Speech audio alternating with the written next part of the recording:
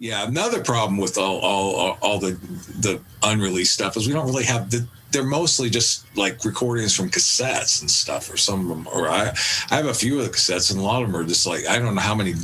Some of the stuff I've got online, like people have sent me, that are files, have probably been through several like generations of cassettes, so the quality isn't that great either. So that's one of the kind of barriers in the way of actually putting out an album of a lot of the unreleased stuff, is we really don't have too many of the tapes. But there's a few things that eventually we might put out, but we'll see.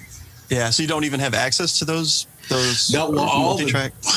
All the, as far as I know, all the tapes, except for probably all the Sony stuff, I suppose, is probably in some vault, I hope, somewhere. But all the SST stuff was lost because at some point in the early 90s, like Lanigan decided to get all the tapes from Velvetone, I guess. Some of the stuff that wasn't at Velvetone might be somewhere, because I know Jack and Dino had a few. I think he might have know where the Buzz Factory tapes are, because he was saying something about that a while back. But anyway, all these tapes got like put in a closet at Susan Silver, who was our first manager, at her office in Seattle. And then a few years later, when we parted ways with her, Lanigan took them, and I guess he had them in his apartment. And at some point, he actually apparently pawned the tapes. Ooh. Not sure if that happened or not, but I think he might have got them back. But then they were supposedly in a storage unit, and the storage unit lapsed and got taken away from him. So that who else knows what kind of stuff was in there. Oh yeah, it also what was there was also Kurt Cobain's old Dodge Dart. That was in there too, I think, if I'm not mistaken. Oh, so I think that was in the storage unit too. That's what my brother Van told me. Someone got a sweet deal on that storage unit.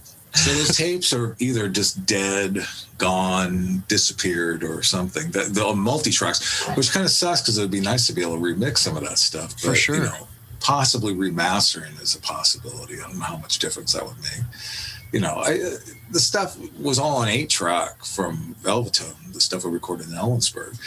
And, we did have a master, like down at, was it John Golden? Was that the guy who mastered a lot of stuff what was the name of that place? I can't remember. So it was mastered well, but, maybe years later you could make it sound a little bit different. I mean, the one thing that I wish we could do is like get more drums on Invisible Lantern, which SST album.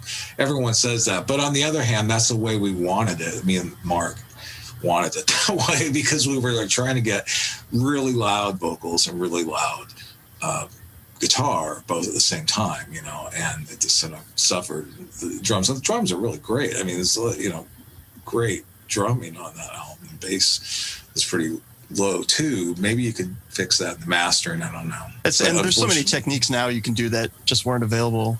Yeah. In the 80s and whatnot. If we ever get our records back from SST, maybe we'll try to do something like that. It's a big if. Yeah. What are they holding on to him or something, and you can't? Well, Greg Kinn does that with he's some bands have got their records back. The contracts are just so simple. They didn't really have any time limits on them or anything, but they don't say they don't have any time limits either. So yeah, and it's just they sort of half-ass put the stuff out over the years. They've the SSC Superstore still has like a couple things on vinyl, and they have digital stuff. They do have them streaming and stuff, but unfortunately we're not really seeing a lot of money. Over the years SST's paid us on and off, but the last 10 years or so, they've sort of been real quiet about giving us any statements or anything. So it'd be nice if they did.